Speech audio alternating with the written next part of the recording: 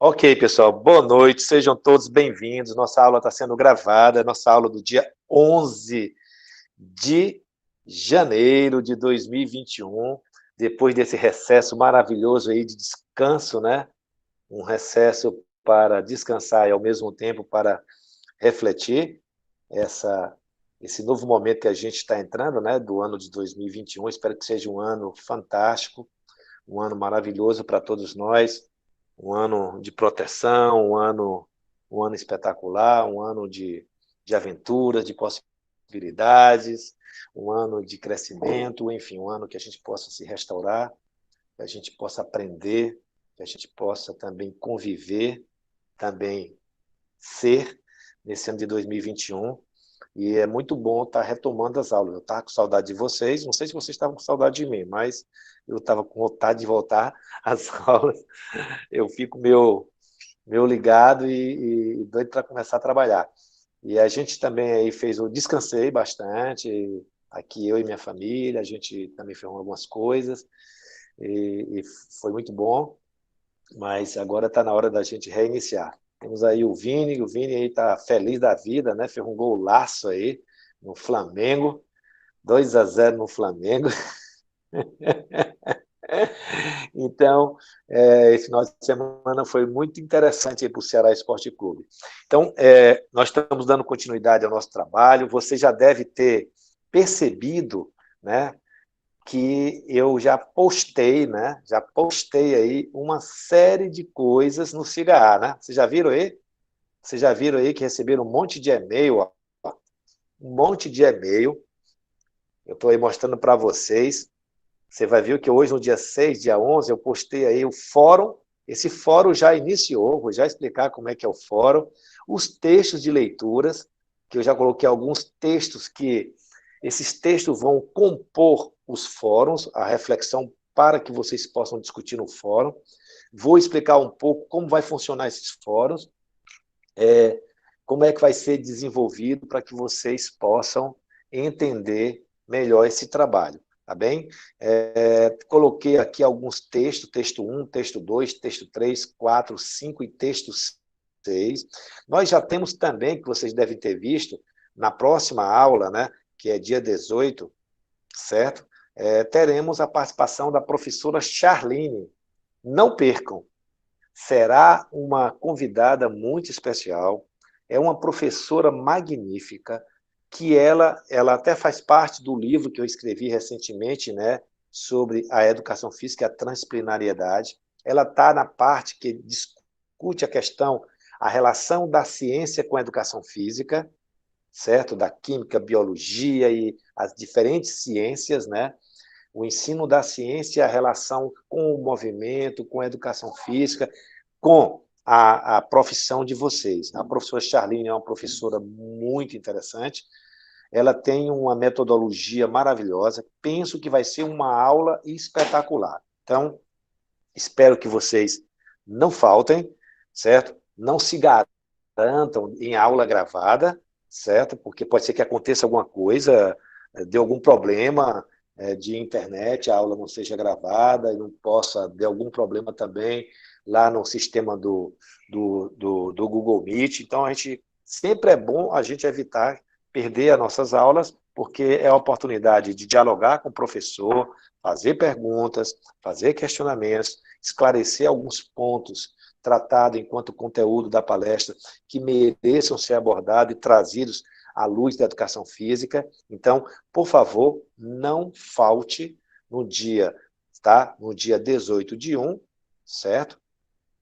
Que é a nossa próxima aula, da próxima semana, a professora Charline vai estar conosco abordando essa temática ciência lúdica, tá? Professor, E fazendo toda...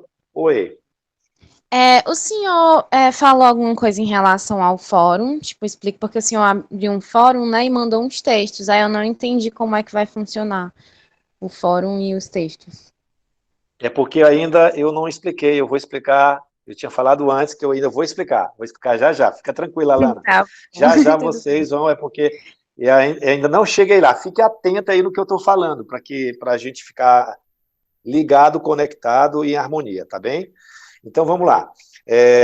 Depois nós temos lá na frente, na aula 10, você vai ver, no dia 8/2, eu tenho a presença do professor Elê, certo? O professor Elê é o professor de Santos, e ele tem um trabalho muito legal, que é a questão da abordagem, né, das etnias, tanto indígena como africana, dentro de uma pegada ou de uma perspectiva do jogo, do brincar, certo?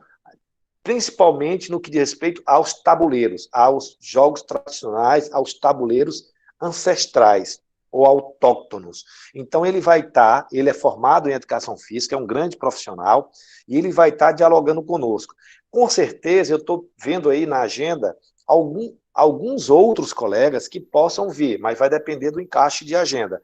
E na proporção que eu for recebendo o ok desses colegas que eu estou convidando, eu vou colocando na plataforma CHA o tema da referida palestra, para que vocês fiquem ligados e anotem e coloquem na agenda de vocês. Tá legal? Então, até o dia 22, tem 3 pessoas que eu estou esperando a confirmação, por isso que eu não coloquei, mas pode ser que, como tem uma certa flexibilidade, né, referente a essa questão do planejamento da nossa disciplina, eu vou deixar ela um pouco flexível.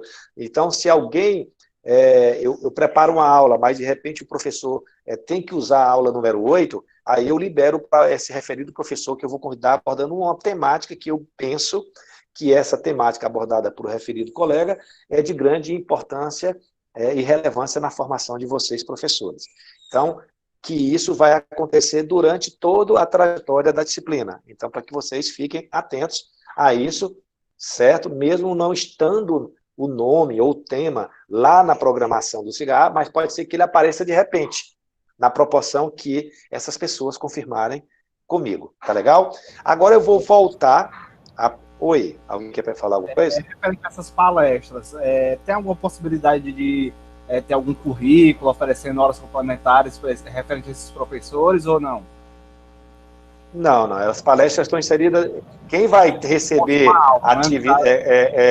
Exatamente, essas palestras. Eu estou dando o nome de palestra, mas é uma aula normal. Mas eu estou. Porque eles vão ser convidados como palestrantes. Eu vou emitir um certificado para eles, professores convidados, na referida disciplina da Universidade Federal, sob a responsabilidade do professor Marcos Teodorico, perfazendo um total de tantas horas, com o tema tal, blá, blá, blá, blá, blá, blá. Eles, cada um deles, receberão essa certificação da Universidade Federal. Mas no que diz respeito a vocês, não, é uma aula normal, não tem nada a ver, é um contexto formativo para vocês. Tá legal? Ok. Beleza. Então, vamos lá. Aí eu coloco aqui o fórum. O que é o fórum? Vocês estão vendo aí que eu botei fórum número 1. Aí eu vou clicar nele. Marco, se tem o fórum número 1, pressupõe que terá o 2, o 3, o 4, o 5, o número que for necessário, que eu julgue importante, para discutir os temas no qual a gente vai tratar. Eu posso, de repente, abrir um fórum sobre a palestra do professor Elê. Eu posso abrir um fórum referente à palestra abordada e tratada pela professora Charline. Aí, quer dizer que o fórum também tem essa mobilidade e flexibilidade? Tem. Eu posso... A palestra da Charline é tão interessante que ela gerou uma série de reflexões. Lógico que eu quero gravar todos os momentos, mas não confie. Por isso que é importante estar na aula para anotar e fazer um fichamento e todas as observações necessárias referente à participação do referido convidado. Mas se ela estiver gravada, lógico que vocês podem rever quantas vezes forem necessárias para que você possa ter acesso à informação da referida professora ou do referido professor convidado. Então, o fórum ele pode partir de uma ideia de um palestrante. O fórum pode ser gerado através da leitura dos textos. Por isso, viu, Alana, que os textos que estão lá, vão ser estruturas de reflexão e o pontapé inicial para começar a discussão do fórum. Pode ser que eu bote um fórum com um texto, dependendo da densidade, né, do artigo. Pode ser que eu bote 2 textos para discutir em um fórum. Pode ser que eu bote 3 textos para discutir em um determinado fórum, certo? Então, sim, depois eu vou ver se eu vou tentar colocar essas aulas todas no canal YouTube, porque aí todo mundo, independente da disciplina, depois eu vou falar, estou até falando aí com meus colaboradores, para a gente colocar lá, que aí depois eu mando só o link, aí vocês podem ver quantas vezes forem necessário. Eu vou ver se eu organizo isso, tá bem? Se não, depois, quem não está conseguindo ver os vídeos gravados, que já aconteceu alguns, é só pedir essa autorização para chegar no e-mail do Célula. Se chegar o e-mail pedindo, eu autorizo para que vocês possam visualizar. Tá legal? Respondido aí, tá tranquilo. Então, continuando. Então, o fórum, tá? Ele pode ser gerado por diferentes linguagens, né? Assim falando. A linguagem do palestrante, do método do convidado, a linguagem do texto, a linguagem de um documentário. Por isso que o primeiro já é em cima dos vídeos e documentários que eu mandei pelo WhatsApp. Então, por isso que eu coloco aqui já, por exemplo, quando vocês começarem a ler esse primeiro fórum que começou hoje, e ele termina no dia 17 de janeiro. Ah, está até errado aqui. É de 2021, certo? 2021. 17 de janeiro de 2021. Então, quer dizer, no próximo domingo. Então, no próximo domingo, você tem todo esse tempo para que você possa entrar no fórum e participar com sua contribuição, sua reflexão e sua análise, referente ao quê?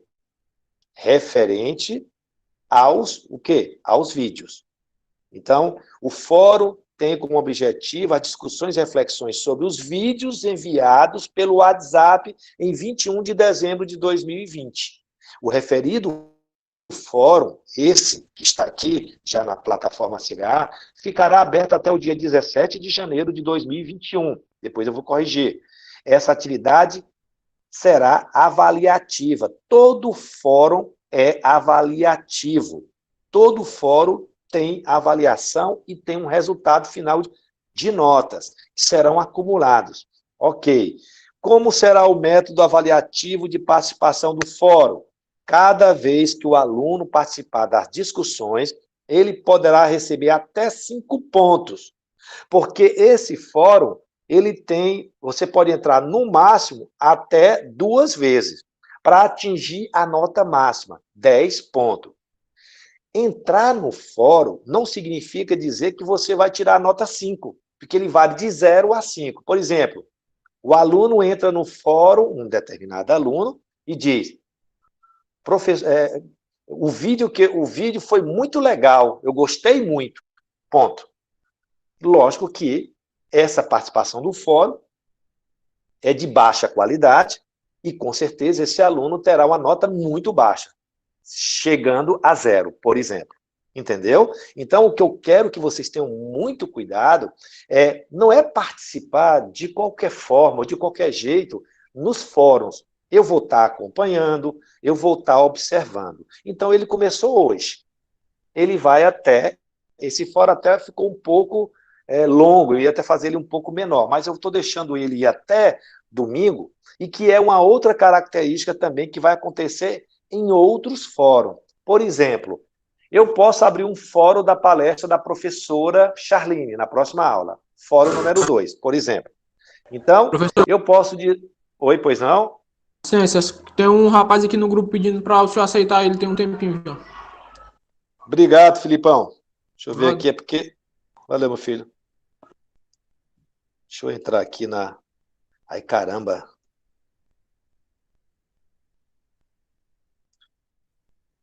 É porque... Eu não sei por que está acontecendo, porque você já entraram na outra vez, será que é porque... enfim, mas eu acho que agora vai ficar gravado.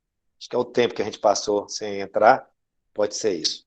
Pronto, eu já adicionei os outros colegas. Perfeito. Obrigado aí, viu, galera? Vai me ajudando aí, porque às vezes eu estou falando e eu não consigo visualizar porque eu estava mostrando uma outra página, entendeu? Aí, se alguém perceber isso, por favor, me chame a atenção, por favor. Então, vamos lá. Então, tipo, eu estou dizendo que esse fórum aqui, por exemplo, uma participação é até 5 pontos. O número máximo de participações, 2, certo? Isso pode mudar no outro fórum? Pode. Ele pode tanto mudar no tempo, quer dizer, um fórum pode ser um fórum de 3 dias só, de 2 dias. Pode ser um fórum de 10 dias, de 15 dias, dependendo do conteúdo que está sendo tratado. E pode ter também um aumento do número de participações e a pontuação do fórum. Tipo, eu posso dizer que no fórum da professora Charline, que é o fórum número 2, eu estou só levantando essa hipótese. O aluno tem que entrar 4 vezes e cada entrada vale 2,5 pontos. Entendeu, pessoal? Então, isso pode mudar? Pode. Não tem nenhum problema. Então, isso vai depender, quem vai controlar essas mudanças sou eu. E aí eu vou compartilhando com vocês. Eu também posso deixar como padrão, 5 pontos, 5 pontos, não tem nenhum problema. Isso depende muito. Vai depender, como eu falei, dos conteúdos abordados para puxar essas reflexões e discussões no fórum. Até agora, vocês compreenderam o que eu quis dizer? Alguém não compreendeu essa explicação sobre o fórum? Alana, entendeu? Alana? Oi, professor, entendi sim. Perfeito, então. Posso continuar, então, Alana? Pode continuar. Obrigado. Então, vamos lá. Então, o primeiro fórum foi aberto. Professor, então, eu já vi os vídeos, eu até fiz algumas anotações, algumas observações, mas vocês podem rever novamente quantas vezes forem necessárias. Está lá o vídeo, está na plataforma streaming, está lá no canal YouTube, então não tem nenhum problema. Aí vocês vão fazer as suas considerações, suas observações. O que é que trata o vídeo, a importância do vídeo, os conteúdos abordados, suas reflexões como sujeito, como espectador, as temáticas que foram tratadas na entrevista da professora tal, o que é que trata o documentário referente do recreio, e assim por diante. Aí vocês vão ali organizando as suas ideias, e depois de organizada, vocês colocam essas reflexões e discussões dentro da plataforma do fórum no CIGA. Ficará devidamente documentada. Esse fórum, ele termina dia 17, às 23h59. Significa dizer que depois que virar para o dia 18, quem mandar vamos supor que as pessoas mandem no dia 18, alguns alunos não encaminharam ou não participaram nenhuma vez, e participaram só posteriormente, não serão considerados, e lógico que a nota referente ao fórum número 1, do referido aluno X, será 0. Então, ele não terá nota. E assim sucessivamente. Se tiver 10 fóruns, tá? Então, lá, se ele não participa de nenhum fórum, tem 10 zeros. E assim por diante. Então, não esqueçam, os fóruns são avaliativos. As tarefas que foram propostas também no CIGA também são avaliativas. Até agora eu não propus nenhuma. Então, quando for colocada, com certeza vocês vão ter acesso a esta informação. Tá legal? Tranquilo? Tem umas atividades que, lamentavelmente, vocês não puderam ter com a Ademar, que foi o desenvolvimento de um app e o desenvolvimento de produtos lúdicos em Data Show. Eu vou ver se ele pode dar essa palestra para vocês.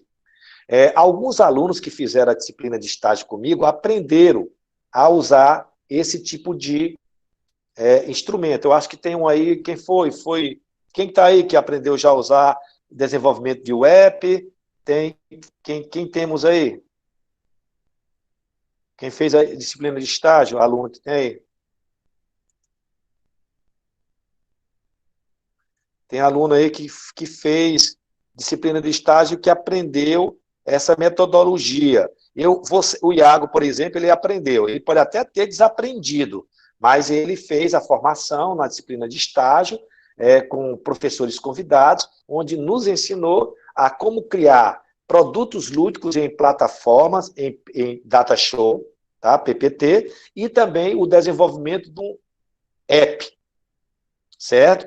E aí vocês vão construir um para vocês. Cada um vai construir seu app digital, onde vai construir o tema, onde vai construir o nome da temática, proposta das atividades, criar os menus. Eu vou ver, essa aula já foi ministrada para a disciplina de recreação e cultura lúdica de terça-feira.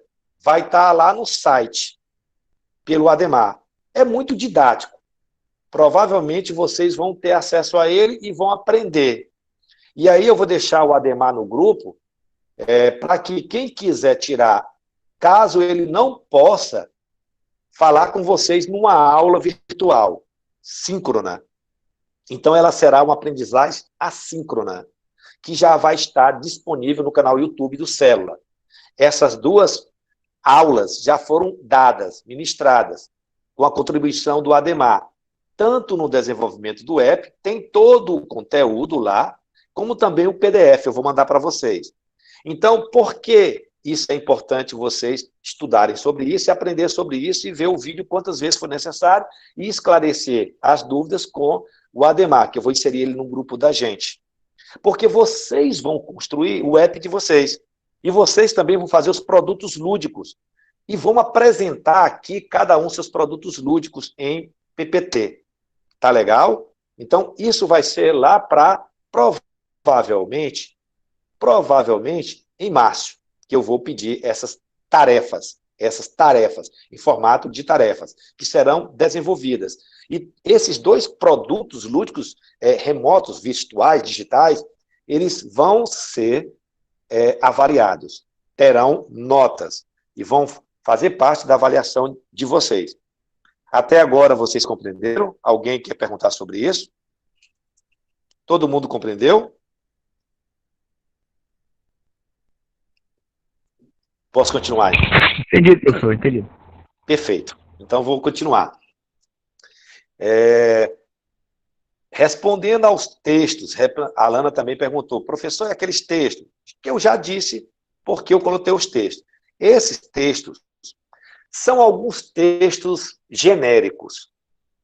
O primeiro é A Criança e a Cultura. É um texto escrito pela professora Chizuko Mochida Kishimoto, que traz uma tradução de um trabalho do Dr. Gilles Brogeret, que é um professor francês da Universidade Paris 5. Então, esse professor, ele tem vários livros publicados e ele tem, ao longo da sua vida, estudado muito essa relação da criança com a cultura e a criança, principalmente com a cultura lúdica, a cultura do brincar. E ele vem discutindo sobre isso. Hoje ele está também estudando essa influência da cultura de jogos digitais, jogos virtuais, gamificação, aprendizagem baseada em jogos, e a influência que tem nessa cultura mais moderna dos jogos híbridos e jogos digitais. Então, tanto analógico como digitais. Então, esse texto é um texto que traz uma discussão em cima da criança e a relação com a cultura lúdica da criança. Um outro texto, que vai estar aqui, é o texto 2, são 3 textos, que aborda 3 teóricos, que são 3 teóricos orientadores iniciais para reflexão sobre a importância do jogo, do brinquedo e da brincadeira e do brincar, no que diz respeito na vida das crianças. Então, nós temos a concepção do jogo na perspectiva piagetiana, de Piaget, estudo de Piaget. A gente não vai ler os livros desse cara, porque ele tem vários livros publicados, mas a gente vai ler um artigo sintetizado que foi desenvolvido em um livro do professor Dr. Ayrton Negrini. Ele tem esse livro, onde tem 3, no livro dele, ele tem 3 capítulos que traz as reflexões e discussões do jogo na perspectiva e no olhar de Piaget, na perspectiva no olhar de Vallon e na perspectiva do jogo, o desenvolvimento e a aprendizagem, na concepção de Vygotsky, ou Vygotsky. Lógico que tem diferentes outros teóricos que a gente poderia estudar, mas só que, infelizmente, a disciplina não vai ter condições de abarcar todos esses teóricos.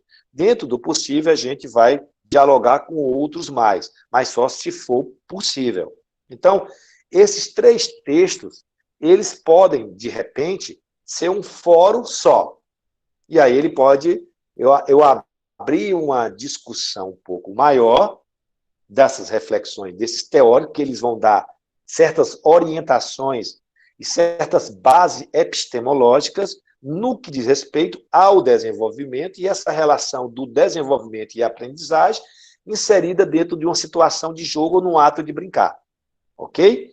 E um outro texto que eu coloquei, que eu acho esse texto muito interessante, também está dentro do livro da professora Tizuko Mochida Kishimoto, que é um livro que ela aborda sobre teoria sobre o brincar, que é um texto que fala das abordagens de Frederick Froebel. Frederick Froebel, ou Froebel, e a concepção do jogo infantil.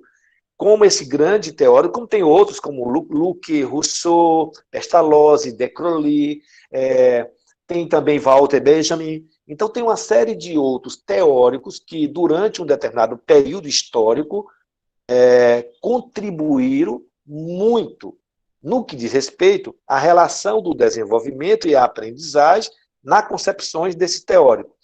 E o Froebel ele tem uma influência muito importante na criação de uma proposta do chamado kindergarten, ou jardim de infância. Tá legal? Então, é uma leitura bem interessante, que eu acho que vocês, como professores e educadores profissionais, vão gostar muito. Então, esse é um texto que eu coloquei, texto 5. O texto 6, além do sentido e o significado da criança e do brincar. Então, aí, é uma reflexão mais psicanalítica, mais psicológica, ou mais na ludoterapia ou a psicanálise através do brinquedo, essa relação do psicológico, da psicanálise, a relação com o brincar, o jogo e o brinquedo. É um texto também muito bom. E o último texto que eu escolhi foi a função do brincar para a criança com deficiência. É essa aproximação do lúdico, do brincar com pessoas com deficiência. E aí vai desde as crianças, tá, com síndrome de Down, com autismo, com deficiência visual, com baixa visão, tem uma série com paralisia cerebral, essa relação, a importância do brincar dentro desse contexto das pessoas com deficiência e o brincar como instrumento de inclusão. Então, tem outros textos, eu tenho excelentes materiais que posso introduzi-los durante a disciplina, se eu julgar necessário e se o tempo nos permitir. Então, eu vou até colocar outros textos que eu vou colocar o nome Leituras para Aprofundamento. Leituras para aprofundamento são leituras onde vocês podem ler, podem se debruçar sobre elas ou não. Fica a critério de cada um de vocês. Ou que vocês possam criar um banco de dados, um arquivo, um banco de dados, para que futuramente você possa utilizar em uma pesquisa, em um estudo, em um instrumento, em um artigo que vocês vão desenvolver, um TCC que vocês vão preparar, etc, etc, etc. Até agora vocês compreenderam o porquê desses textos que estão aí no Cigar? Alguém gostaria de fazer alguma pergunta?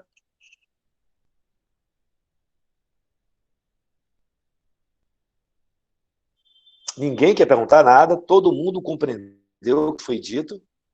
Fui claro com vocês? Ok. Então, vamos continuar, tá certo? Professor, Oi, pois não. é porque tinha uns alunos pedindo para entrar, ó. Eu acabei de autorizar um agora. Beleza, Gleison. Não, professor, foi eu, Pedro Paulo. Isso foi eu que pedi. Viu? Sim, eu acabei de... Valeu. Seja bem-vindo, Pedro. Desculpa aí, viu, professor? Não, meu filho, fica de boa, tá tranquilo, não tem problema não. Seja bem-vindo. Sim, deixa eu voltar aqui. Então, além disso, pessoal, nós vamos ter os convidados. Só que tem algumas pessoas que não podem estar no horário da noite, porque estão em compromisso com suas universidades. Então, eu queria trazer o professor Claudinei, para ele dar uma palestra aqui sobre desenvolvimento e design de jogos, o professor Jefferson sobre o jogo e aprendizagem baseada em jogos na educação, que é importante para vocês, até porque agora no TCC do Instituto de Educação Física e Esporte, vocês podem desenvolver jogos. Então, de repente, esses profissionais são todos desenvolvedores de jogos e pesquisadores de jogos, trabalham com design de jogos. Então, tem um trabalho do professor Claudinei, que é o Gameception, que é muito legal quando ela é uma oficina prática, em loco, né? Se daqui para março a gente tiver, por exemplo, todo mundo vacinado e protegido, sou muito otimista que isso aconteça, mas, enfim, é o que nós esperamos e queremos o mais rápido possível, a gente vai ver a possibilidade do trabalho híbrido, se for necessário. Se não, continuamos de forma remota até terminar a disciplina no dia 10 de abril. Mas tem alguns convidados que eu quero que eles possam abordar determinadas temáticas, mas alguns não podem porque tem compromisso com suas outras disciplinas e suas universidades. Então, dentro do que for possível, eu vou trazendo colegas para contribuir na formação de vocês, na área da ludodiagnóstico, ludoterapia, sobre o brincar em hospitais, ou a questão do chamado brinquedo terapêutico. Eu tenho 2 professoras que querem conversar com vocês, e são professoras altamente renomadas, e que no dia que ela disser o dia delas, aí eu encaixo aqui na nossa disciplina. Então, a gente não pode perder essa oportunidade, já que nós estamos em atividades online, né, atividades remotas, certo? De ter a presença de professores altamente renomados que possam ajudar na nossa formação acadêmica, certo? Como profissional na área de educação física. Então, esses profissionais, eles vão alavancar uma série de discussões, uma série de reflexões e estudos e epistemologias sobre a questão do brincar. Tá legal? Enquanto essas pessoas não confirmaram suas presenças, eu vou entrando com as minhas contribuições, com as minhas reflexões, os meus trabalhos referente a essa discussão. Beleza? Então, isso explicado, deixa eu ver como é que está o horário, 20h40. Dá para a gente agora entrar no material que eu separei aqui para vocês, e aí a gente já entra nessa primeira parte aqui, que eu já tinha começado com vocês, e eu tinha parado bem aqui. Vamos lá. Então, vamos começar. Vocês estão vendo aí a minha apresentação? Sim, professor. Perfeito, perfeito. Então, vamos lá. Eu estou aqui dando... Vamos lá. Eu tinha comentado com vocês sobre esse livro na última aula, eu acho que não, eu parei aqui, não foi? Eu parei naquelas imagens do Frederic Frobel e do Van der Cliff, não foi? Sobre aquela parte de iconografia lúdica, foi isso, pessoal? Vocês podem me ajudar?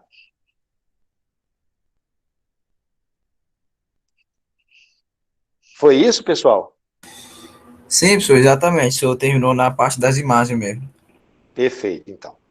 Então, aqui o que é que está acontecendo? Eu coloquei agora o celular aqui numa parte bem... Eu acabei... Olha como eu sou maluco. Eu coloquei o celular, eu peguei uma fita 3M, não sei se é maluquice ou criatividade.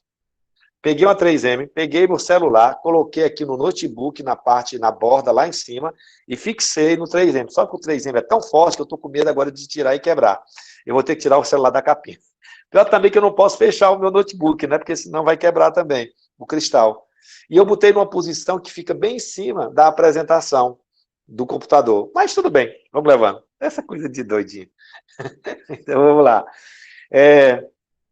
A escola, essas reflexões eu estou puxando do livro que nós publicamos, juntamente com outros colegas professores, a professora Lúcia Siebra, tá? Eu tenho uma participação comigo, a professora Vanessa Luiz e a professora Cristina da Faculdade de Educação, e as outras 2 professoras do curso de Psicologia. Então, a gente fez uma pesquisa bem interessante, que foi uma pesquisa patrocinada pelo governo federal, através do Ministério da Cultura, sobre a escola, lugar de brincadeira e cultura e diversidade. Então, aí foi feito um mapeamento de todas as práticas educacionais e pedagógicas na educação infantil, em diferentes territórios brasileiros, e essas experiências foram difundidas em 2 livros. Esse que eu estou mostrando aí a capa para vocês, onde a gente tem aí vários artigos bem legais. Esse livro, ele em formato e-book, tem lá no programa Célula, no site, no www.celula.ufc.br. Esse livro ele tem um formato e-book, ele é completamente gratuito, você só tem que, obviamente, preencher o formulário e baixar, fazer download do e-book, de graça. Então, é um bom livro. É um livro que tem alguns artigos bem interessantes no que diz respeito à educação infantil, certo? E essa relação tanto com a questão do brincar, da brincadeira, do jogo e da cultura e a relação com a diversidade, nesse nível de ensino. Então, por favor, quem tiver interesse nessa área de estudo, vai lá, baixa esse livro e essas reflexões estão lá. Então, tem o primeiro ponto que a gente coloca, é que a escola a escola em um contexto educativo que consiste na ação intencional e sistemática de uns membros sobre os outros, para assegurar a transmissão da cultura e potencializar o aperfeiçoamento e o desenvolvimento do indivíduo enquanto humano.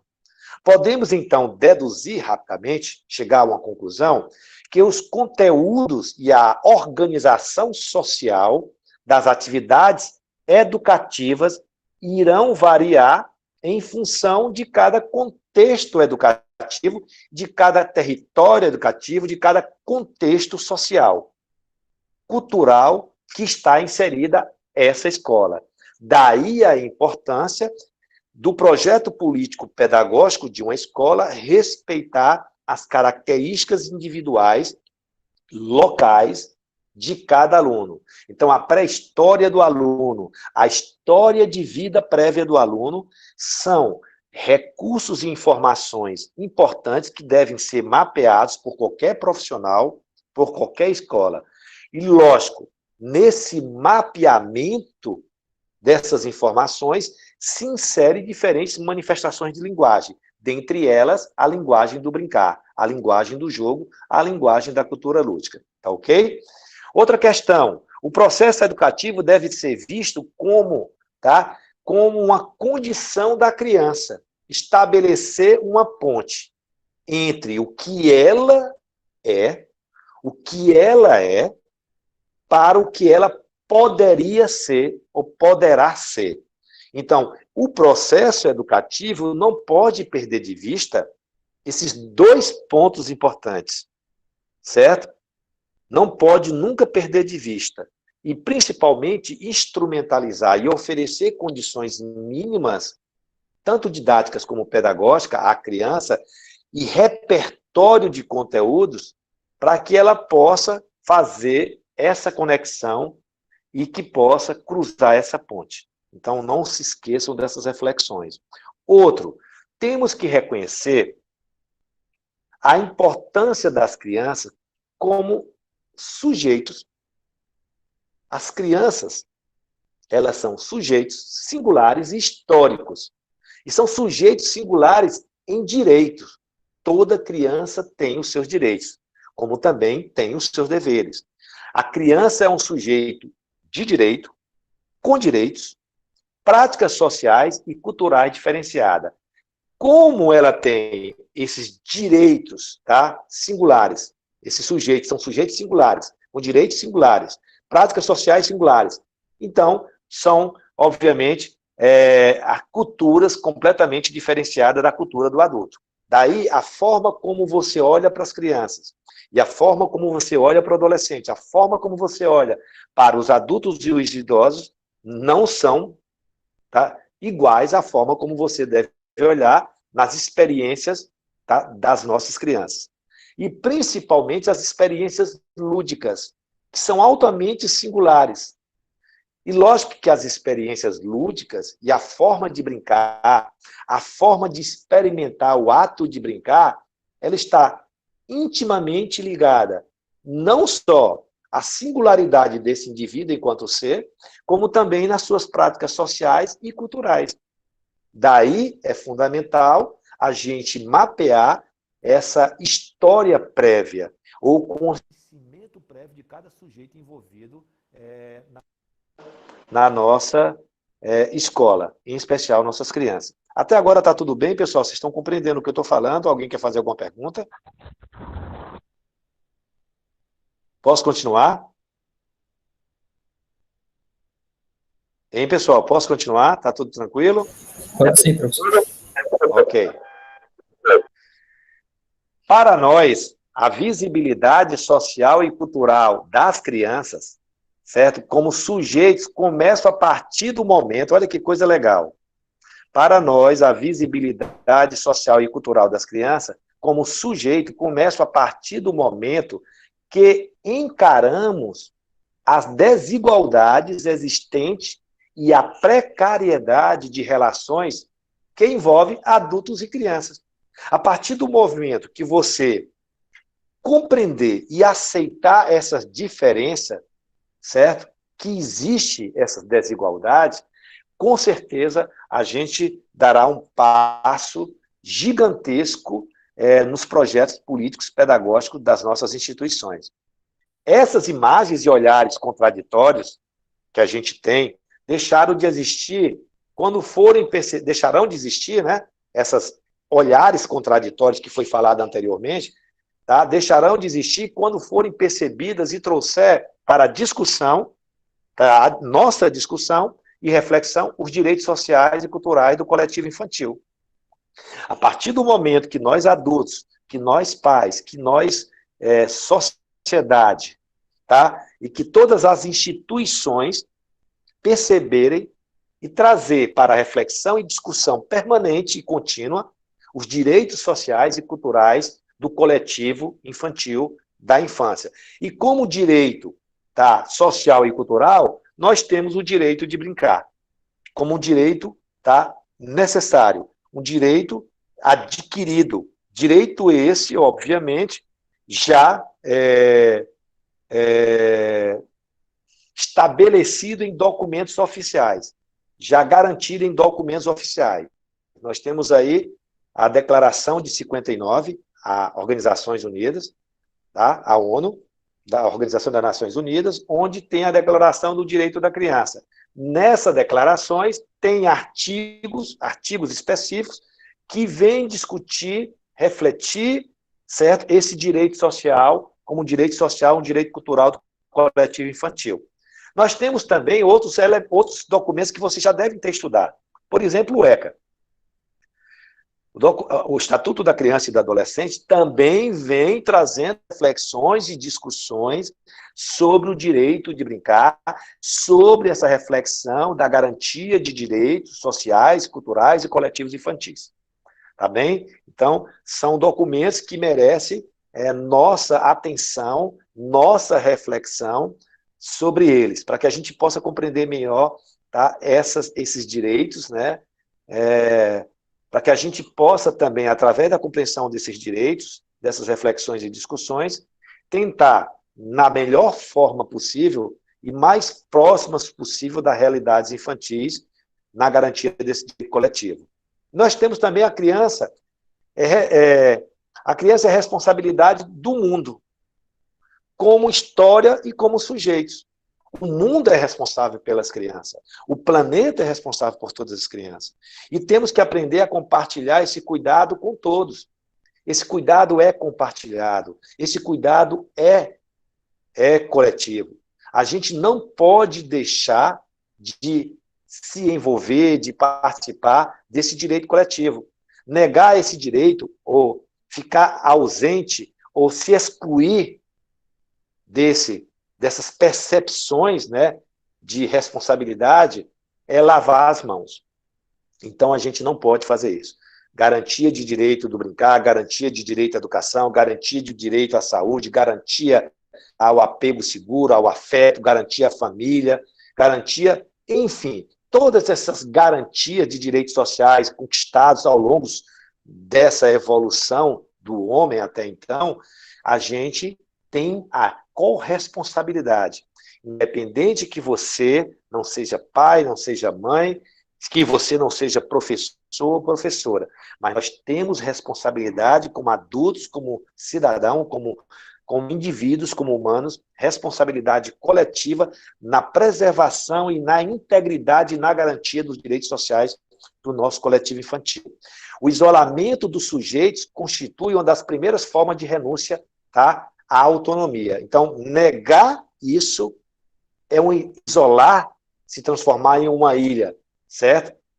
Quando a gente se isola, quando a gente nega e quando a gente fecha os nossos olhos, tá? E também os nossos ouvidos, certo? E os nossos olhos, com certeza a gente se exclui desse processo, renuncia a tudo isso, certo? E a autonomia. Então, isso é uma coisa muito séria, principalmente nós que queremos ser professores, né? Na garantia desses direitos sociais coletivos. A escola, então, nesse sentido, deve ser uma proposta, deve ter em sua proposta, todas as escolas e instituições formais e não formal, a preocupação da diversidade e pluralidade. Então, tratar da diversidade e da pluralidade dentro do âmbito da escola formal e não formal é necessário.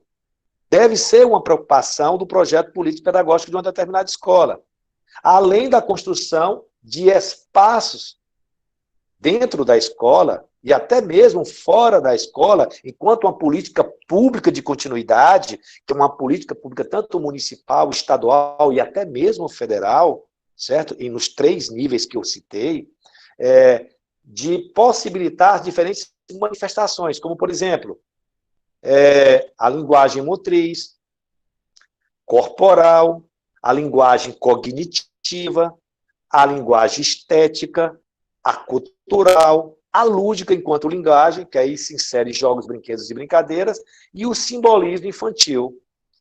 Então, a escola tem esse papel importante, certo? E deveria se preocupar de garantir, tá, essas possibilidades, certo? Com relação ao coletivo infantil. Até agora está tudo bem? Eu vou continuar, viu, pessoal?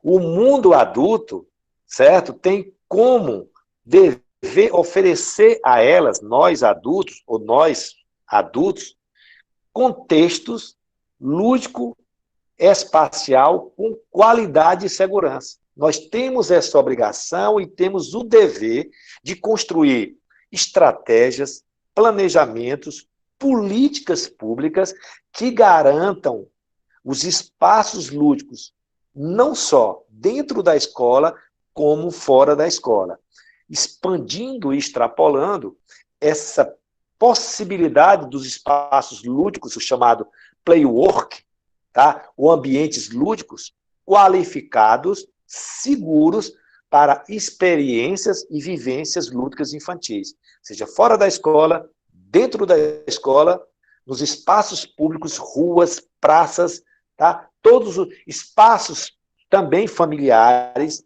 espaços privados da sua própria casa, condomínios, que a gente possa oferecer condições lúdicas e espaciais, qualificadas e seguras, para viver experiências e criar repertórios, tanto no que diz respeito à qualidade e intensidade lúdica, ok? Então, isso é uma responsabilidade nossa, oferecer à criança uma possibilidade de se tornar visível, que o invisível se torne visível, que o visível e o invisível em uma cidade, mesmo sabendo que devemos superar, certo? Essas antíteses urbanas, as mais diferentes antíteses urbanas.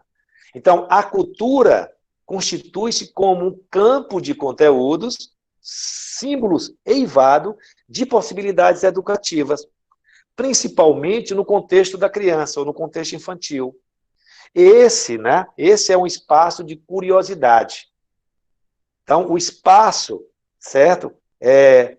Esse momento, certo, do contexto, né, infantil, ou da cultura infantil, é um momento de despertar e estimular a curiosidade, a descoberta e os sonhos, que vão ao encontro de quê?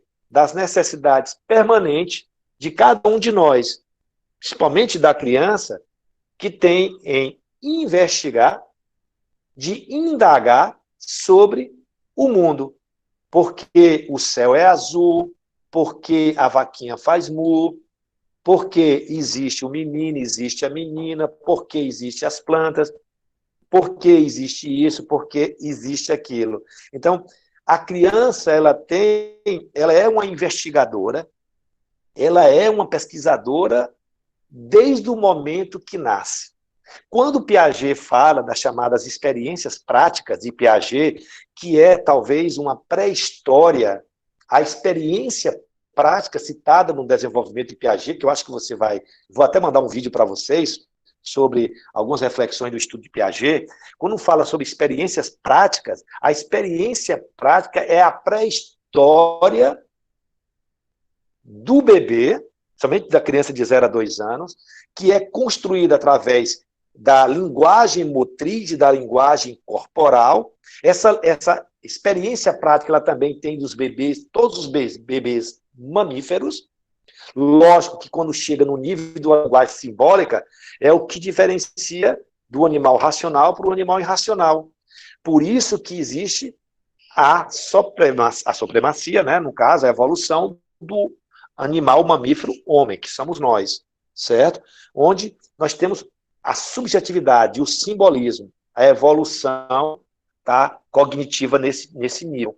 E daí existe um marco muito separador. Mas as experiências práticas é como se fosse uma pré-história simbólica através do aprendizado prático, do dia a dia que a criança usa para aprender através das experiências motriz, das linguagens principalmente motriz, a linguagem verbal, os sentidos, as experiências motrizes corporais, para depois entrar numa experiência mais subjetiva, mais simbólica, mais imaginativa, onde fala o estudo do desenvolvimento da aprendizagem em Vygotsky ou Vygotsky. Quando você lê o texto, vocês vão entender um pouco mais. Lógico que o texto ele é superficial, então demandaria ler mais profundamente os livros na íntegra, na fonte primária dos estudos escritos, né, dos livros escritos por Piaget, Vygotsky, Vallon, Jerome Bruni e outros teóricos importantes como Melanie Klein,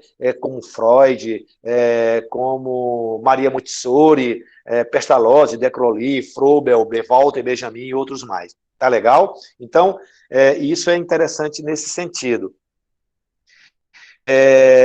A criança tem que investigar e indagar sobre o mundo, já que a cultura evoca a diversidade humana.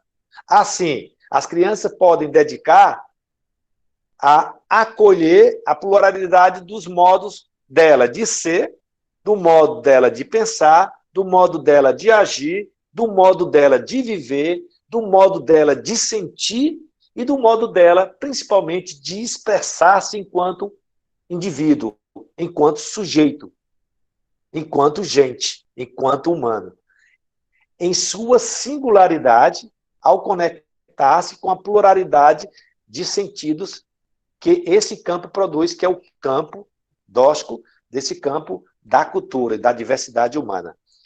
E para a gente concluir essa reflexão, sabe que, como as demais expressões culturais, a ludicidade, ou lúdico, é um fazer cultural para a infância.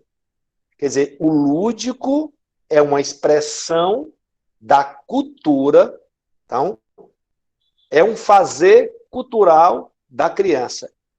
É um ato cultural da criança. É no brincar que a criança expressa sua cultura de forma mais genuína e mais espontânea e mais natural. É no brincar, se vocês conseguirem fazer um estudo de observação, como é feito por diferentes pesquisadores, o que acontece durante as experiências lúdicas de uma criança bebê de 0 a 3 anos, 4, 5, 6 anos, em situações de jogos, em situações de experiências espontâneas, que é o chamado jogo livre, ou brincar livre, vocês vão ficar assim, vão ficar incrivelmente feliz em ver como o brincar, certo, expressa essa genuidade, né?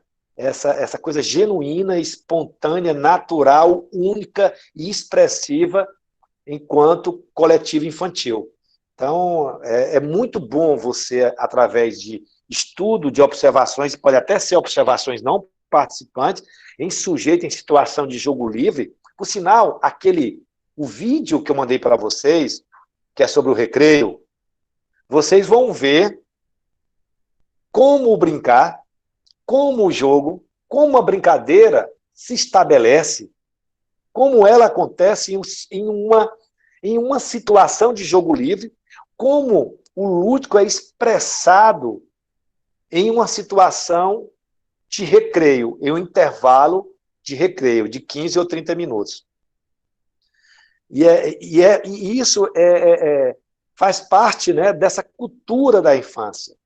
Nesse sentido, o brincar, o lúdico é uma expressão da cultura infantil, cuja diversidade se regula pelas chamadas singularidades comunitárias e também demarcada de forma geohistoricamente.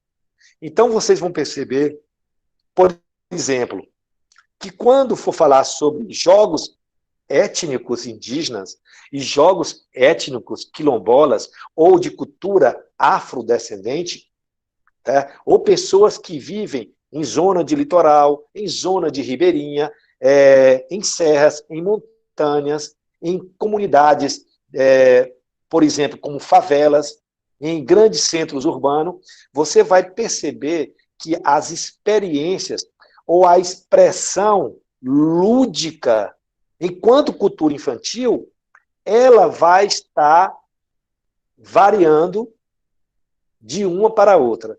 Então, vocês vão perceber que essas culturas comunitárias, ou essas culturas sociais, elas vão se modificando. Por quê? Naquelas experiências vividas, tá?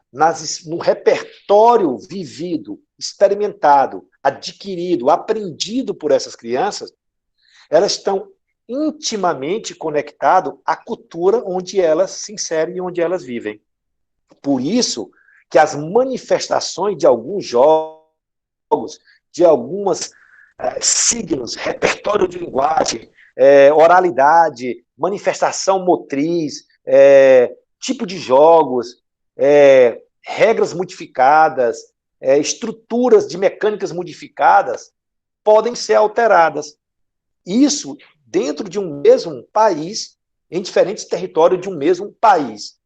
E imagine isso expandindo e extrapolando para os continentes e os outros países ou outros continentes. Então, você vê essa pluralidade, essa variedade e essa coisa dinâmica e fantástica que é, certo, esta cultura. E como ela influencia essas expressões do brincar, do jogo e da brincadeira.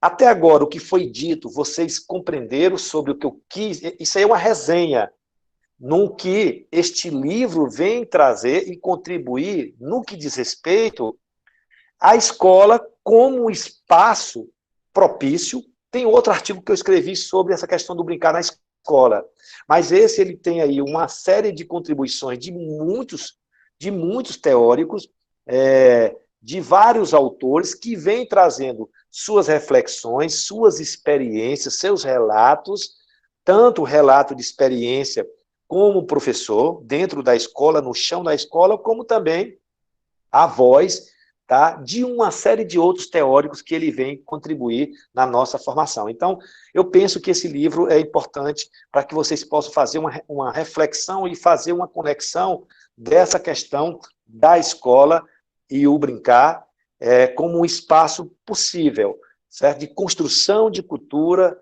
e da diversidade do coletivo infantil, sem perder de vista, obviamente, certo? A pluralidade do indivíduo enquanto criança, na sua forma, no seu modo de ser, pensar, agir, viver, sentir-se e expressar-se.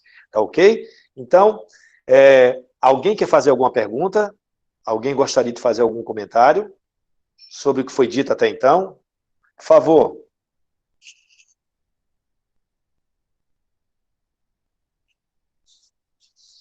Alguém gostaria de fazer um comentário? Victor, você quer fazer um comentário sobre o que foi dito? Alguma observação?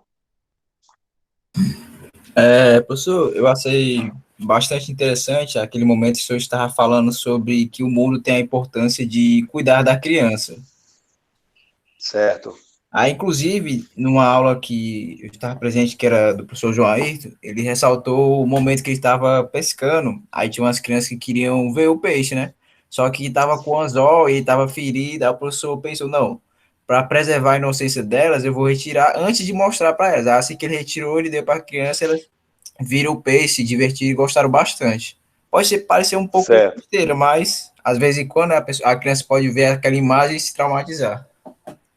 Lógico, a gente tem que ter alguns cuidados, né, com alguns conteúdos, algumas transferências de informações, quando a gente pensa em usá-las como instrumento de ensino, né, como instrumento para aprendizagem sobre um determinado conteúdo, uma determinada linguagem, e a gente tem que preservar determinadas coisas.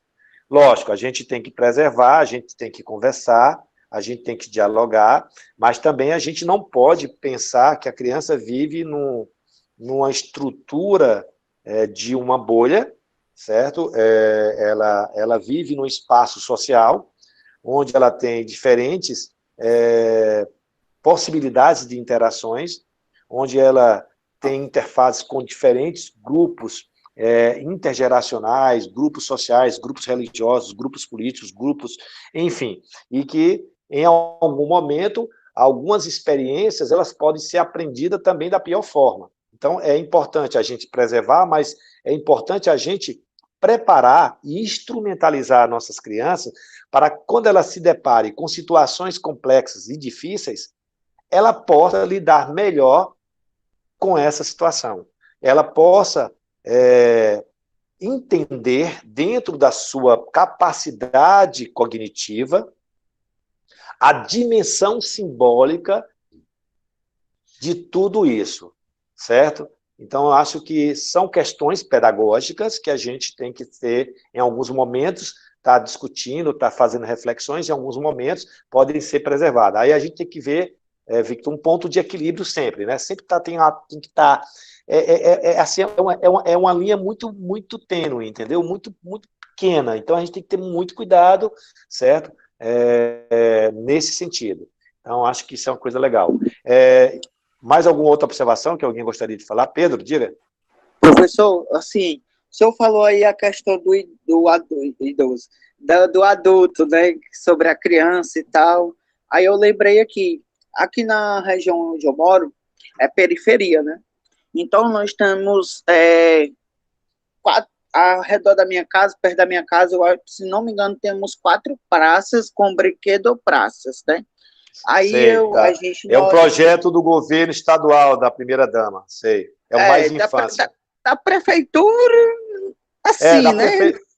É uma parceria, sim, né? Entre município e estado.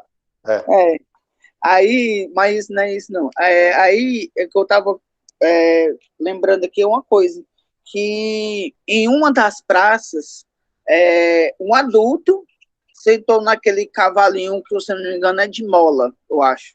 Exatamente, que faz o movimento de balanceio, de balanço.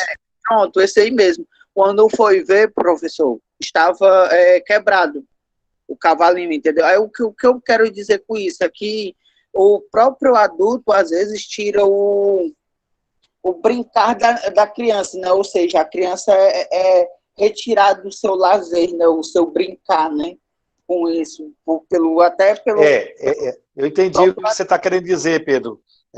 Isso é uma questão cultural, Pedro, e também questões de regras urbanas, regras cidadã, que, lamentavelmente, às vezes, a gente vivencia isso constantemente em nosso país, né? Não existe um controle regulatório mais rigoroso com pessoas que, por exemplo, depredam os patrimônios públicos coletivos. Então, assim, você está dando um exemplo de um adulto que sabe que é pesado, é grande, vai fazer balanceio num equipamento que tem uma certa padrão de uso e de segurança do brinquedo, e que quebra aquele brinquedo. Por sinal, é um brinquedo caro, é um brinquedo importado, é um brinquedo que é produzido pela uma empresa portuguesa, que eu até fiz parte da orientação sobre esses brinquedos.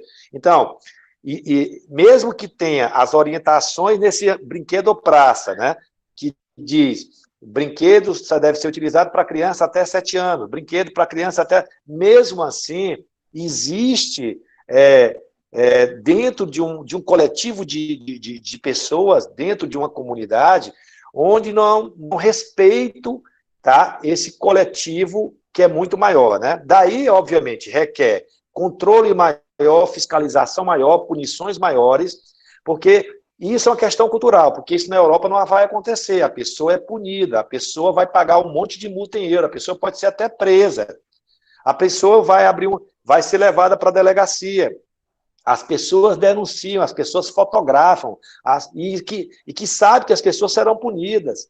Então, as pessoas, tudo existe também, a própria comunidade acaba se excluindo desse processo todo, certo? Renunciando a tudo isso, achando isso como se fosse uma normalidade. É a mesma coisa da pandemia. Sabe que a gente não pode fazer festa, não pode fazer festa clandestina, mas mesmo assim as pessoas fazem, as pessoas vão para delegacias, as pessoas são isso, mas continua fazendo. Então, assim, você deu um exemplo isso a gente pode extrapolar. As pessoas que depredam os espaços públicos, as pessoas que quebram os espaços públicos, as pessoas que não respeitam o coletivo, né? O espaço público coletivo, onde é para o bem-estar de todo um coletivo, não só das crianças, dos adolescentes, adultos e terceira idade.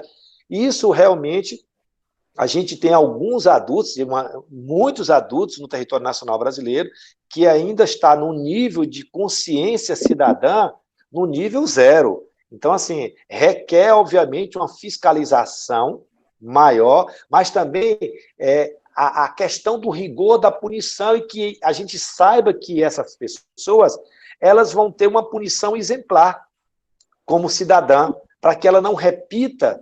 Eu me lembro uma cena de umas pessoas, de adolescentes, chegando com a garrafa de bebida em Barcelona, em uma praça pública, bebendo lá uma garrafa de, eu acho que era tequila, se eu não me engano. Chegou vários jovens com um copo na mão. Eles chegaram na praça, foi questão de poucos segundos. Todo mundo da praça, adultos, idosos, foram se aproximar deles, pediram para que eles saíssem da praça, que ali é proibido usar bebidas alcoólicas no ambiente de praça. Caso eles continuassem com esse tipo de conduta, eles iam acionar a fazer uma diligência contra ele, a chamar a polícia. Então, e os caras continuaram. Moral da história, ligam para a delegacia, em segundo a polícia está lá. Aí tem uma diligência, é multado todos esses adolescentes. Se for adolescente de responsabilidade de um adulto, quem paga a multa é o pai. A multa de euros, tipo 200 euros, 300 euros, 1.000 euros, vai para a casa do pai e o pai vai pagar a multa dessa conduta antissocial e antiscidadã do seu filho, que está bebendo, tomando bebida. Eu estou dando um exemplo de como porque lá as pessoas são vigilantes. E lá nós sabemos que se tem uma punição, a punição será rigorosamente feita, entendeu? As pessoas, elas pensam 10 vezes antes de fazer um ato de vandalismo, entendeu? Contra patrimônio público. Da denúncia, né, professor? Exatamente. Lá é muito comum. Lá, parece que o franquismo influenciou muito essa questão, né? Deles... Lógico. E aí também na Espanha tem a história do franquismo. O franquismo, durante a Revolução de Franco, as pessoas denunciavam até o pai, a mãe e a namorada. Então, essa cultura da denúncia, mas não é só na Espanha, isso a gente expande mas só que a Espanha ainda tem esse aspecto, né, que ficou enraizado na cultura do povo da Espanha, que é a cultura de denúncia, né, de dizer, você está fazendo uma coisa que não é correta, então você vai ser punido por isso, e você vai ser multado, vai ser isso, vai ser chamado a atenção. Chegava lá em casa, eu fiz um evento que eu estava fazendo um churrasco na varanda da minha casa, a polícia foi na minha casa, porque dizer que eu não podia fazer churrasco, ou usar uma prancha, né, que chama prancha de churrasco, na varanda. Era uma lei estadual. Só que eu não tinha estudado, né, como eu entrei num país alheio, certo? E eu não estudei as regulamentações legais existentes com relação ao uso habitacional. Aí eu fui punido com X euros. Então, assim, essas questões, Essas questões existem denúncias e são rigorosas, né? E nós sabemos que a pessoa será punida. Ele pode até ser reincidente. E a coisa piora, entendeu? E a coisa piora, e a coisa piora. Então as pessoas pensam muitas vezes antes de cometer determinado. Não quer dizer que não existem pessoas antissociais, vandalismo, tem na Europa inteira.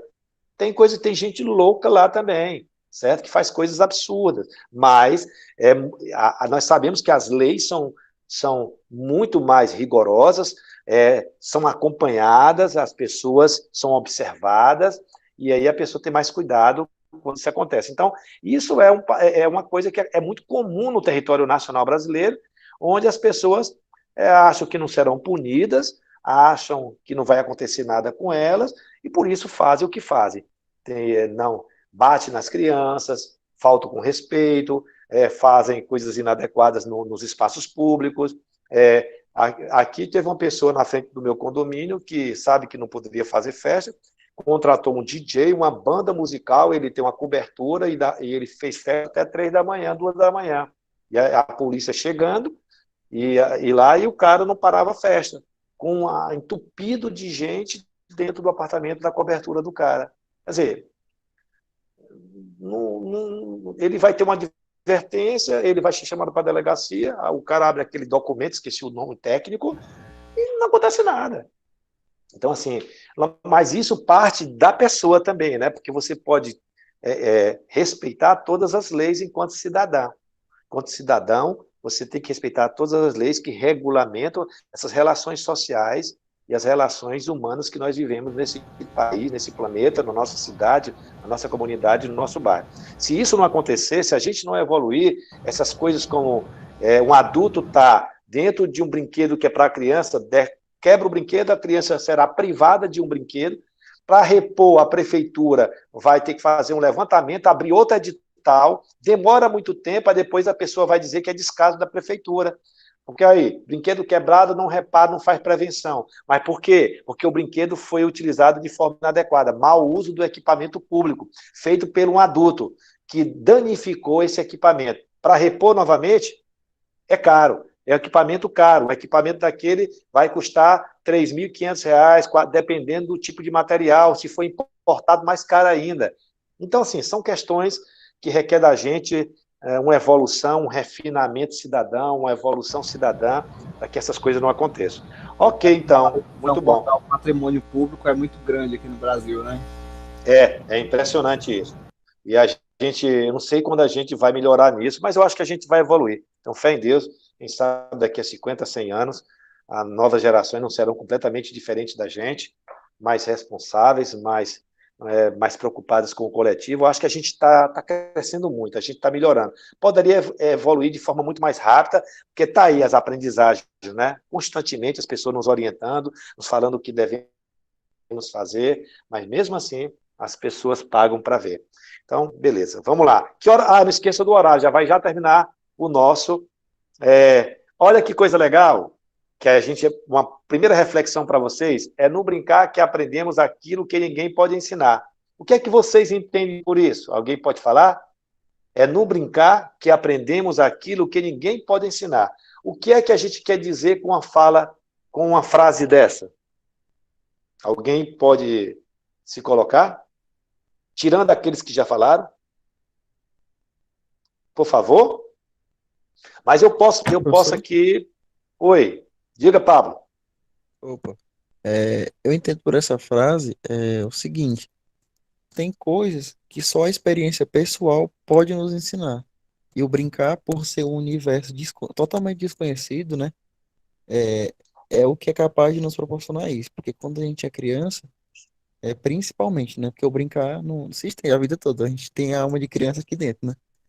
Mas, principalmente nessa fase específica da vida, a gente não tem a visão das coisas muito palpáveis. A gente não tem aquela visão muito realista. Isso facilita a nossa imaginação e torna o brincar um universo muito maior do que seria para um adulto. Então, perfeito. Você acabou de falar 3 teorias de 3 teóricos na tua fala, sabia? Só que eu acho que você não sabe quem são eles, né? Mas você falou 3 teorias. Teoria de Vygotsky, que no mundo do brincar, o mundo da criança, no mundo do brincar, ele é muito maior daquilo que ela pode ser. É uma coisa que Vygotsky fala muito de Walter Benjamin. Walter Benjamin também fala muito isso, né? Outra coisa é a questão da importância da experiência, né? Uma palavra muito importante. A experiência. É na experiência do brincar. A experiência, certo? É uma coisa que ela não vem pronta. Ela é vivida, ela é sentida, né? Ninguém sabe como vai rolar essa experiência. Somente no que diz respeito ao ato de brincar, né? Porque cada experiência, cada situação, ela pode ser modificada. Pode falar. E, professor, é muito legal porque os valores vão sendo trabalhados em torno das brincadeiras e tudo, né? Porque você vai aprendendo valores como, por exemplo, a honestidade. Eu estou brincando Perfeito. e não pode roubar, não pode trapacear. Isso é um valor que vai se enraizando na pessoa através de uma coisa lúdica, de uma coisa que não Perfeito. necessariamente é uma situação real de vida com suscetível de punição, né? Perfeito. Você pode aprender a questão da construção moral em um simples fato de você brincar livre, do brincar espontâneo de um bebê, de uma criança pequena. E isso você falou uma outra teoria, Pablo. Ó, se você for ler a chamada Juízo Moral da Criança, escrito por Piaget, ele fala que a criança ela tem 3 etapas, que é o chamado classificação do desenvolvimento moral da criança.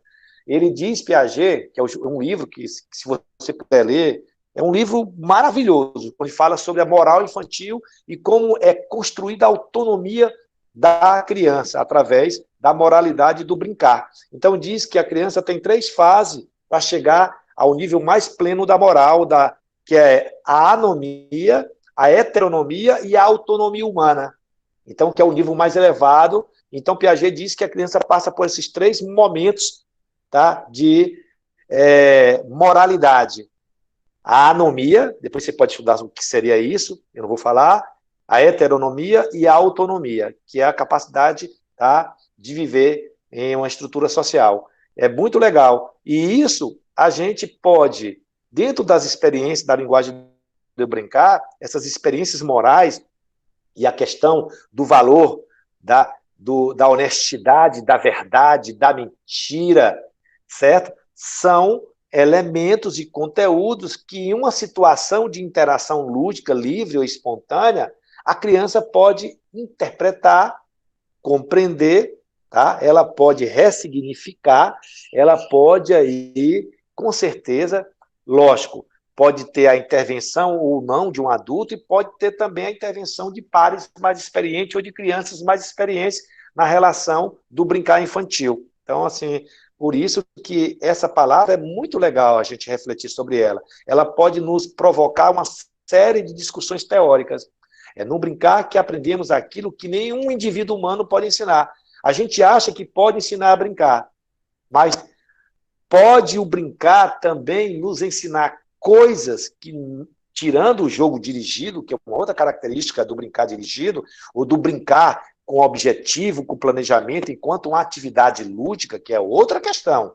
Mas no brincar livre, a gente... Depois eu vou falar aqui algumas reflexões teóricas sobre essa questão do brincar livre. Tá legal? Beleza, então. Maravilha. E já vai acabar a nossa aula. Vamos ver esse próximo momento aqui agora. Outra, eu queria que vocês pensassem sobre isso. Ser criança significa ter infância? Pense bem sobre isso. E eu quero que vocês, a partir do momento que vocês pensarem, vocês vão fazer um desenho para mim. E vão mandar para mim, certo? Em formato de um desenho, em uma folha, depois vão escanear, fotografar, escaneio, pode desenhar, pode colorir, pode desenhar no computador, quem tem habilidade. Vocês vão pegar uma folha de papel e vão expressar nesta folha de papel, respondendo essa pergunta. Ser criança significa ter infância? E aí você vai botar o seu nome, aluno tal, certo? Só isso, disciplina cultura lúdica, e vem um desenho. Vão transformar em PDF ou em JPEG, não tem problema. Vocês podem me enviar durante a semana até a próxima aula.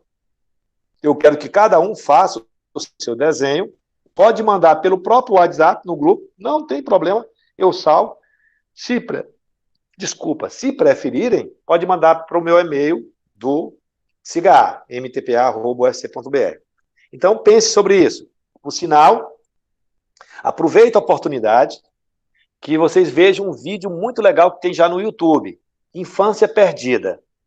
Uma produção muito legal. Esse vídeo ainda continua sendo muito atual. Se vocês puderem ver, é um vídeo que pode ser utilizado na escola onde vocês vão trabalhar, em reunião com os pais, provocar reflexões com você mesmo. Então, Infância Perdida, o significado da infância. É uma produção que foi feita na década de 90. Década de 90, ganhou vários prêmios. É um documentário. Excelente esse documentário. Certo? Se vocês puderem assistir esse documentário, tem no canal YouTube. Certo? Ser criança significa ter infância. Eu vou tentar mandar para vocês, se eu tiver aqui no meu banco de informações, para que vocês vejam esse vídeo. Mas eu quero que vocês façam, me represente através do desenho, certo?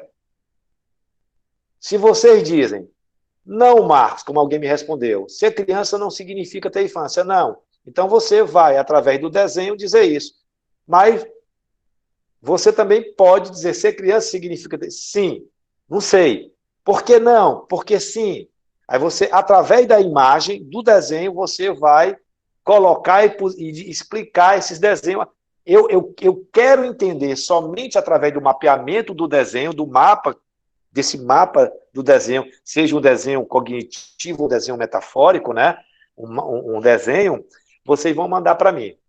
Está compreendida essa tarefa de casa, essa atividade, para a próxima aula? Vocês podem me enviar até o próximo encontro, tá legal? Na proporção que vocês forem fazendo, vocês vão encaminhando. Aí é só para vocês pensarem, uma tirinha tá? Que diz o seguinte, hoje, às 2 horas, você vai ao francês, às 4 você vai ao futebol, às 6 à música, e às 8 você vai ao reforço de aula. Alguma dúvida? Que horas eu vou ser criança? É só para vocês pensarem sobre isso. Então, nesse documentário que eu estou sugerindo para vocês, você vai ver que há vários tipos de infância em diferentes Brasis. Aí você vai entender que o que significa a infância nos diferentes territórios delas no território nacional brasileiro. Certo? De como essa infância é usurpada ou não, seja criança pobre ou seja criança rica, ou que seja criança da classe média. Uma boa reflexão para vocês. Legal? Beleza. Então, eu acho que por hoje eu já falei pelos cotovelos. Tá bem? Eu acho que tá bom. A gente vai parar por aqui. Depois a gente continua na próxima aula, que é a nossa querida professora Charline, que com certeza vocês vão adorar. Alguém gostaria de fazer algum comentário, alguma observação, alguma sugestão? Pois não. O Pablo. É legal Pois não, Pablo. essa tirinha que o senhor mostrou aí, né? É legal de se pegar assim, porque é importante também que se dê para a criança como se fosse um cronograma das coisas com equidade, com equilíbrio, né? Porque pensando pro nosso âmbito, né? Nós maiores, né? Nós adultos, a gente gosta de saber que hora as coisas vão acontecer. Por quê? Porque a gente quer ter um certo controle das coisas, dos acontecimentos, né? Isso nos causa uma sensação de segurança maior, né? E pensando nisso, é importante também que a criança saiba os momentos, mas que também tenha um equilíbrio de deixar um momento livre para ele escolher. Né? Agora você vai escolher o que você vai fazer, né? É tanto que na escola, nas séries iniciais, tem aquele momento de brincar. Tem um momento de ler o livro, tem um momento de comer, tem um momento de ir ao banheiro, de beber água, mas tem aquele momento que é livre, é brincar. Isso tirando, claro, o intervalinho deles, o recreio, né? E é uma característica, assim, que é simples, sabe? Mas é muito importante, porque é nisso que eles vão descobrindo eles mesmos. que eles vão sabendo e tendo a própria segurança, aprendendo a lidar com vários tipos de sentimentos, com vários tipos de mundos diferentes. Lógico, lógico. A rotina na vida da criança, esses protocolos de rotina, elas são importantes, não só dentro da escola, como dentro da própria família. Criar rotinas, criar protocolos, elas são sempre, obviamente, dentro de um equilíbrio, é fundamental. Então, isso que você falou é muito importante. E aí, só para provocar mais vocês, ser criança significa ter infância, lógico que nós, com certeza, a nossa forma de pensar e refletir é que isso não é verdade. Como é que essas infâncias são roubadas? Como isso acontece? Então, é importante pensar, porque você vai ver que a infância é roubada de diferentes formas.